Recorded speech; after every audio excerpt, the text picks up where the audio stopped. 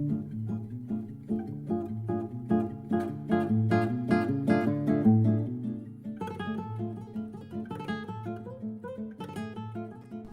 right, hello and welcome to 5 Minutes with Sean. Once again, special edition dealer sit down here in beautiful Sioux Falls, looking over, I think, Big Sioux Falls River, joined by a Sioux Falls 18-year native, if I'm not mistaken, Jensen. Jay, thanks for being on the show, man. Well, thank you, buddy. Good to meet you. Good to meet you as well. See, LinkedIn people connecting in reality is what people say, so this is cool. Yeah, it is. You know, Sioux Falls isn't really a hub for LinkedIn. I mean, a lot of people don't come here, so I was excited to hear you were coming to town. Well, we should come here. It's a hotbed of two of the biggest stars that we have in yourself and Jeff Larson. Larson. Mr. Larson's big on his own. He's big on his own, right? But you guys together are this Sioux Falls, unbelievable pairing. And so, no, we're glad to be here. We came down here specifically to get you folks on this on the podcast, really engaging. So, Jake, we like to start the shows off the same way. A little background, man. How long have we been doing the car business thing? As much as you want to admit, and kind of what roles have you been in, and what role are you in today? Dude, I've been in the business 32 years. Kind of done everything that you can in the car business. Right now I'm in sales. I like it. So yeah, no, I mean, I started in 1986, and you saw my car, an 86 Crown Vic. That was... Folks, there's gonna be a picture. The social media team will get a picture of this vehicle before we leave. Dude, it's gonna be on this video, dude. I'm telling you guys, when you see this video, he pulled up with this car, and from the, not even before he pulled in the parking lot, coming down the side street, I go, that's my guy. I don't know for sure, but that's my guy. 1986 Crown Vic, wait till you see it. And original miles? 40,000 miles. 40,000 miles.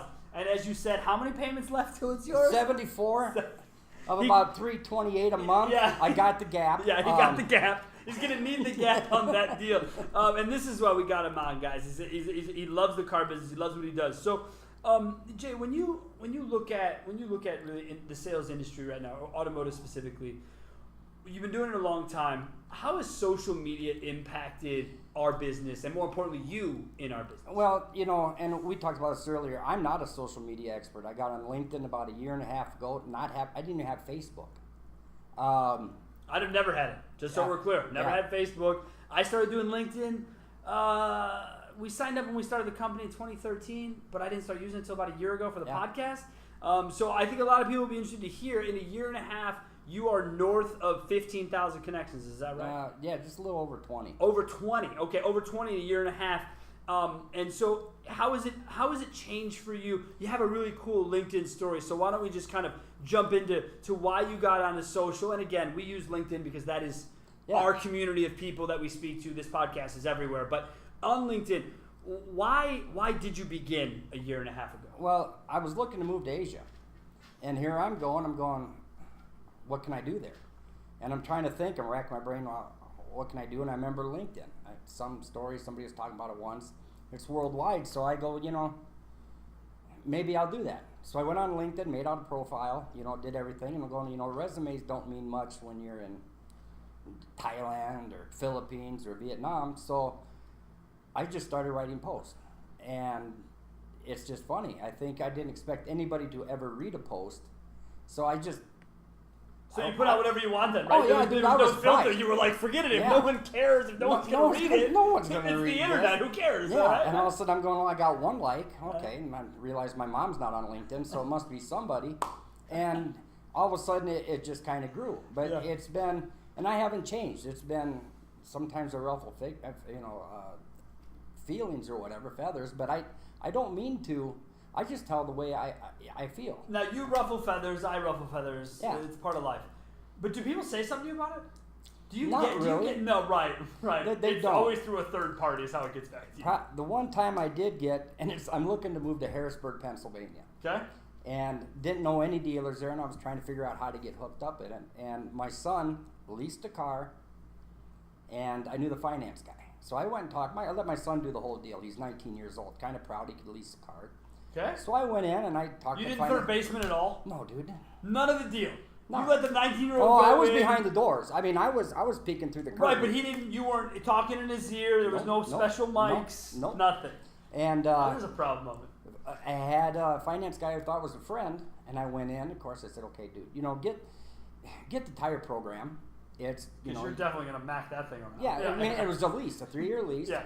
Okay, you're going to get hit on that, and you get like $700 to your next car, and you get a couple extra perks. So I said, do that. And I said, and then the excessive wear and tear. Do that. He's 19. Yeah. So son comes home with paperwork, extended warranty. On a lease. In factory warranty. Wasn't like it was a 20,000 mile a year lease. No, it was 30. It was 36 and 36. The deal should be the deal. Yeah, and just hammered him with a bunch of stuff. And you said a finance guy you thought was a friend. Is that how you led with this discussion? Yeah, I mean, I guess we're still friends. I mean, sure. But it's like, what was this? Oh, the wear and tear, but then also interior, exterior package. So I hit him with about $2,800 worth of extras. And I wrote a post. I said, maybe this is why we have a bad name, guys. And then the people that hammered me were the ones from Harrisburg, Pennsylvania, all the dealers. I go, oh crap, there goes that move. Sure, but they got mad at me. Because you were being honest about someone taking advantage of a situation. That's why we got a bad name, just like this. And I'm in the car business. Yeah. You've been dealing with it, right? It's probably, for us, 20 years myself, Jay over 30, there's the negative connotivity, or the negative connotation about car business that I dealt with in my time, right? Late 90s. Yeah. But late 80s, early 90s, I mean, it was the literal plaid jacket kind of, for lack of a better word, shithead mentality. Yeah. Have you seen that change at all? Oh, yeah. Have you seen people's view of you as a human and as your job evolve in time? We've done a good job in the car business, and I'm proud of that. I mean, when I first got in the business, we would write in code the cost of the vehicle on the windshield. Yeah. White flags. Right. All right. So we'd out there, what do you want for your car? And we knew it was $5,000. He said, well, I want $7,000. All right, well, I'm going to jack the price up $5,000. If I can give you your $5,000, or whatever, and just work the deal in the parking lot. Yeah, on a 10 key. Yeah, and go in, and this is going to work for you. I mean, it was just, and there was. I mean, I always say, it isn't worth charging somebody $2,000 more so I can make an extra $40 commission or whatever.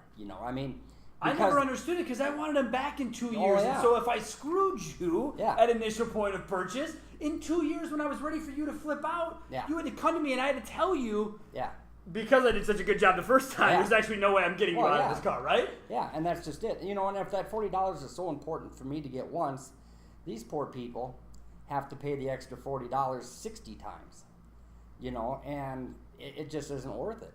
And so you've always brought that human element to your side of sales. You know what? It's my mom and dad. My dad was a school teacher. Mom stayed at home. Church president. I always say leave it to Beaver household. Sure. And do unto others. You know what I mean? And it is. It's just do what's right. And that's what I always say in my post too, is do it. If you want to do it to your mom, just don't do it. That's stupid. So very easy way to go about it, but simple. People don't see it that way. People complicate it. Yeah. And it's just. So you've been in all roles. Yeah. We talked before we came on air about being in a small town, being on all roles. And you had an interesting story about kind of what makes it difficult for you to be in management, to be here. And I think it's important that, as much as this show is about educating people, I think this part of the education is important, that it isn't always gun drops and, sugar butterflies. There are issues in real life. There are things that happen to people that make it difficult, and so kind of just you don't have to go as far or less as you'd like. But tell me again, kind of what exactly it is that brought you to sales now, and why you made the comment that being a manager in a small town just isn't an option. Well, it isn't, and I'll tell you. When I first moved to Sioux Falls, I was in the car business. Of course, I was good. Got divorced. It wasn't an easy divorce. I had 2 little kids. And it was bad. I mean, I suffered a lot of depression, a lot of anxiety. Of course, drugs and alcohol, that's always the smart thing to do.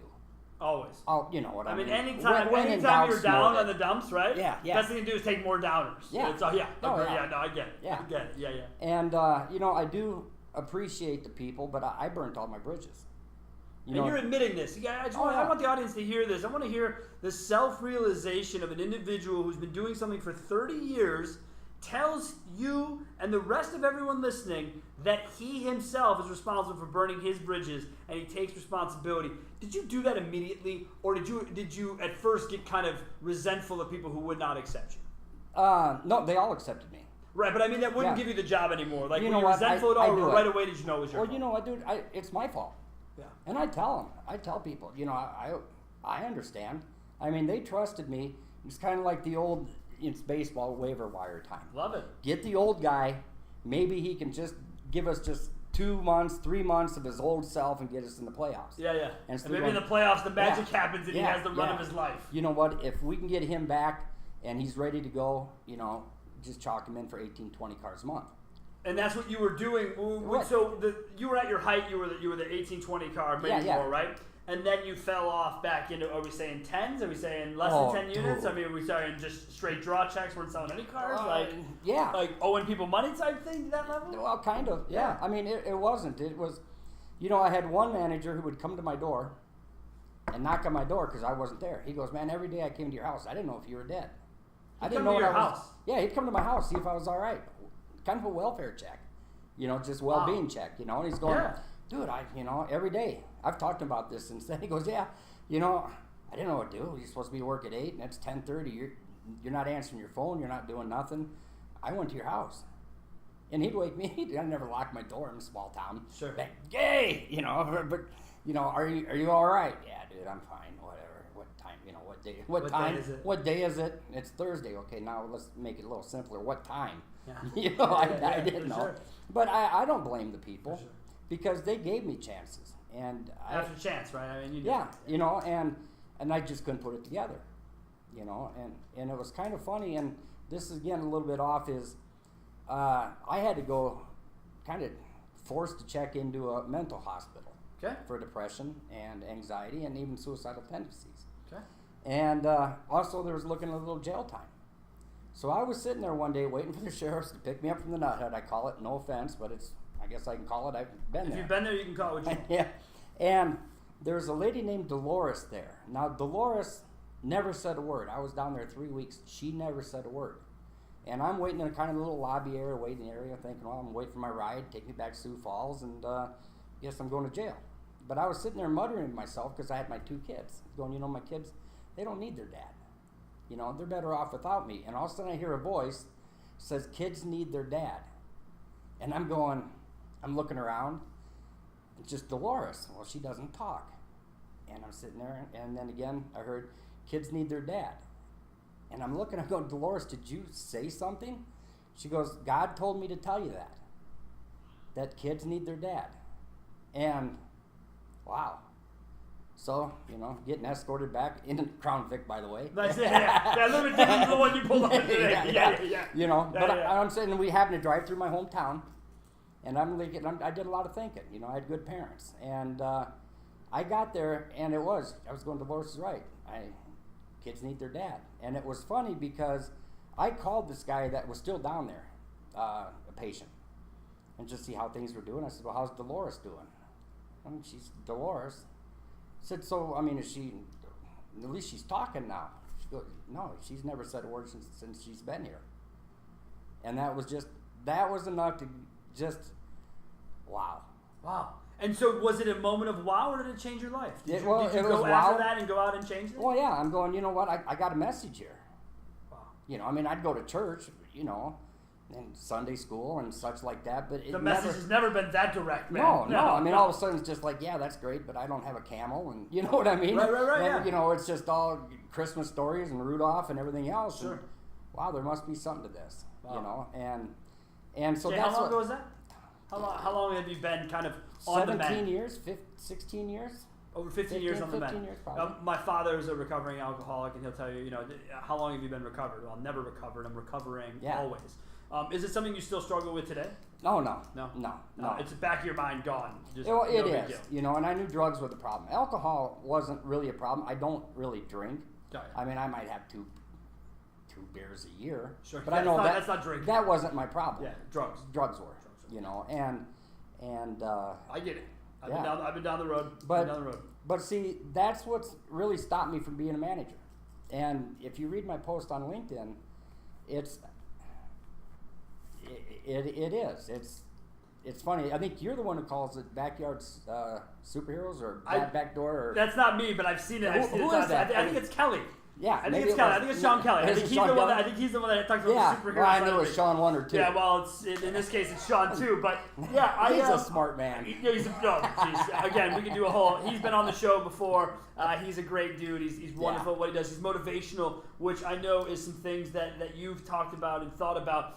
And so, do you use LinkedIn?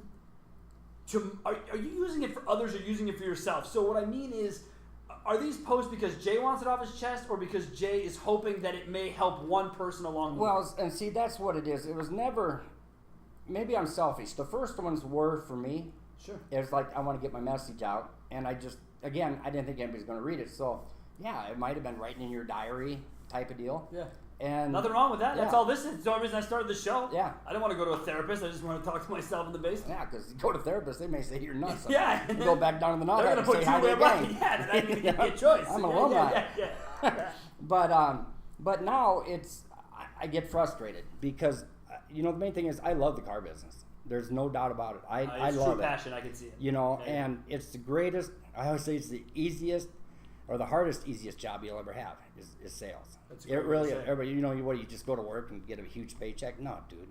No. I miss ball games. I miss picnics, Family. families get-togethers. Right. And, I mean, people used to ask me, Sean, how do you sleep? When I was young, my answer was, well, on a bet of money, mind your own business. Yeah. And that was a poor response. It was, I sleep fine, but I wish I had more time. Yeah. And I didn't see that way. Quality of life. We talk about the posts, and everyone's wondering, I know they are, and I'm going to ask for them. What is with the caps?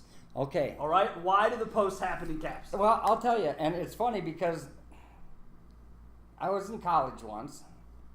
I flunked out. At least I got smart in the first semester. Sure. I left of my own volition after the first 4 weeks. Yeah. But you're supposed to go to college and make money. I was already selling cars and making money, so I couldn't put the two together. What I used to do is I used a black box, a quote maker. Okay. And I used to put use that for like the subject header because I learned that in journalism in college. And then I would write the story like a newspaper. And it was funny because then all of a sudden other people started doing it. I was going, here's one of my posts. Well, that ain't mine. So what can I do now to stand out? And I looked and I started doing all caps. And it's funny because if I have any influence on LinkedIn. Yeah. It's in the all cap post. That's all cap post. That's me. And I started that. That's my claim to fame, Damn, dude. I'm going to give me the second autograph today. No, dude, it's all going to be in caps. Started the all caps. Yeah, people hate it. I wrote one post. Did you get like the whole, Jay, why are you yelling at us? Like, do you get that stupid response all the time? One time I said, what was it? It was, be proud to be a salesperson. We make 3 times more income than the average person. And I have to ask you, do you make that post, have you revised that post, or is it just so, I don't know, part of the algorithm that I see it, I feel like once a month? Like, are you reposting it, or is it just continually getting brought back up? I do. I go, and I've gotten some of this too, and when you're on LinkedIn, dude, it takes time. Oh, yeah. It is a second job, and thank God we were talking off the podcast about my wife, and she's very supportive. And I wrote a post on that too. I've got one here. I don't typically. She doesn't like me bringing her into it. She doesn't like the fact. But you know what I mean. Yes. But yes. She's very supportive. Yes, unbelievably supportive. That's what it takes, though. Yeah. For good car guys, I think you find. I had Jeff Larson on the show earlier today. I think you find the good car guys are typically backed by unbelievable women. Yeah. Because otherwise, it ends in divorce. No offense, but that's if the 2 points aren't there to support, then it doesn't work. Well, it is, and but I do. So about every 3 months, because I figure, I hate to say numbers, but I get X amount of new people, and I run out of time. Sure. So I do is I go back and I look something that I might have wrote 3 or 4 months ago, and I repost it again. Okay. I figure, you know what? If ABC, NBC, and CBS can have reruns, I guess I'm allowed to. I looked at my LinkedIn contract. There was nothing about you can't repost. So had my lawyer look it over. And sure, everything. I mean, you got to make sure you hate to offend the social media police. I understand. But no, that one, and it's I like it. You know what? Because it's be proud about a salesperson. Oh, dude, I'm telling you right now, I'm headed out to speak at Rockstar Conference in Vegas in October, and for us, it's about salespeople. My pitch to them is, hey guys, you own your own business. Yeah. Without any of the headaches, expenses. Oh yeah. None of it. all you got to do is show up, sell 15 to 20 whips, Yeah. and you're going to make X amount of dollars. Matter of fact, I was just out before we headed up here. A couple days before, I was out to lunch with a good buddy of mine in the business, and he said, I'm thinking about going into sales again. And I said, why? He said, because I'm signing off on commission checks that are bigger than mine. Yeah. And I just don't get it. Yeah. And I said, well, you're the manager. You pencil, you set the deal up. He goes, no. This just, if we do our jobs right in sales, we're going to make a killing anymore. Yeah.